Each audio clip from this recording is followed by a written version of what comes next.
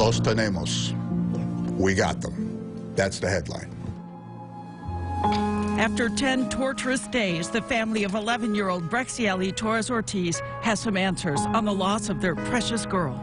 This family had to see their baby for first time last night. The long-awaited update from police. Arrests made. 2 men, ages 18 and 20, charged with murder. A 16-year-old boy, also a suspect. He is by no means unknown to us and by no means at large. We love you! But the healing does not stop here. 10 years from now, you're going to know Brexi's name. 20 years from now, you're going to know Brexi's name. Just remember that smile. That's what I ask. A community determined to deliver justice for Brexy. Good evening. I'm Christy Casciano. I'm Jeff Kulikowski. As the family of Brexy Torres Ortiz prepares to lay the 11-year-old to rest tomorrow, 2 men are sitting behind bars charged with her murder. A third arrest also expected. And our team coverage continues tonight. News Channel 9's Madison Moore sharing how Brexy's parents are managing their grief, how they want us to remember her. We're going to begin with News Channel 9's Andrew Donovan. He covered today's court appearance and police briefing. It was important to the chief and district attorney to tell Brexy's parents about these arrests before anyone else. My first words to her, and help me here, Brandon, I don't want to blow this. Los tenemos. We got them. That's the headline. Charged with murder, 20-year-old Davier Griswold and 18-year-old Rashawn Patterson. A third suspect, an unnamed 16-year-old, is at a juvenile facility downstate. He had been placed there since, or is he allowed to come and go? He was, interestingly enough, on a furlough from the facility on the date that Brexy was murdered. Hit by the gunfire meant for another car parked on Oakwood Avenue. Suspect vehicle, we believe everyone from that vehicle was shooting. A bullet killing 11-year-old Brexy Torres Ortiz, who was walking home from a corner store just feet from her front door. A little girl left her loving mother and grandmother because she wanted to be a good kid and not have them go out in the cold and grab a carton of milk. And to all the idiots who want to opine that that was somehow negligent on the part of the family, please keep your opinions to yourself. Without help from people who know what happened, detectives relied on hours of surveillance footage. They are the ones that helped make this closure happen. The patrol officers as well. As soon as we had a description of a vehicle used in this crime, patrol went out there, and they are the ones that found the stolen vehicle. Keep in mind, 3 of them are the ones that were on scene early on to try and save Brexy's life. You are not going to forget Brexy's name.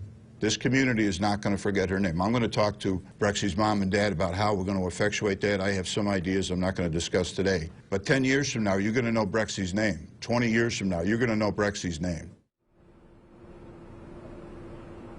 The 16-year-old will eventually be moved from that downstate facility back to Onondaga County to face his own charges. The most impactful part of today's announcement from police, the people standing behind the district attorney and police chief, Brexy's mom and dad. We're hearing from her mom tonight, too. News Channel 9's Madison Moore is live in the neighborhood where all of this happened. The shooting, the store where Brexy started that night, and where the calling hours just wrapped up. Madison, from Brexy's mom, has she shared if this gives the family any kind of justice that they were hoping for?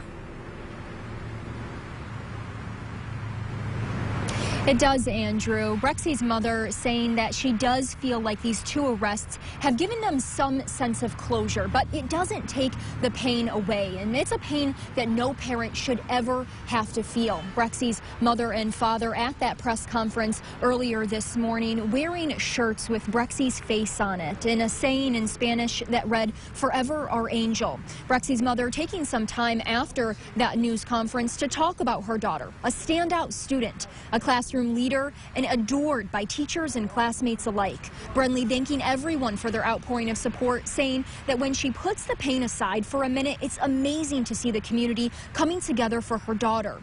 When asked what she wanted for Brexy when she grew up, she said whatever she wanted to be, speaking to this 11-year-old's independence and drive to achieve greatness. Something that I learned from her is that it doesn't matter how hard it is.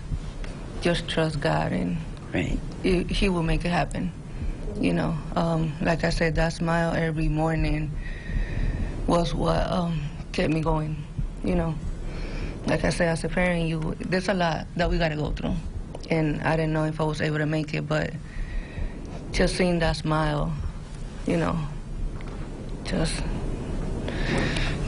that was it for me. So just remember that smile. That's all I ask. That's all she wanted, and please don't forget her. And that smile is something we will never be able to forget. Brenly telling us that she is able to have a little peace of mind knowing that Brexy is still having an incredible impact on this community from heaven. Live in Syracuse, Madison Moore, News Channel 9.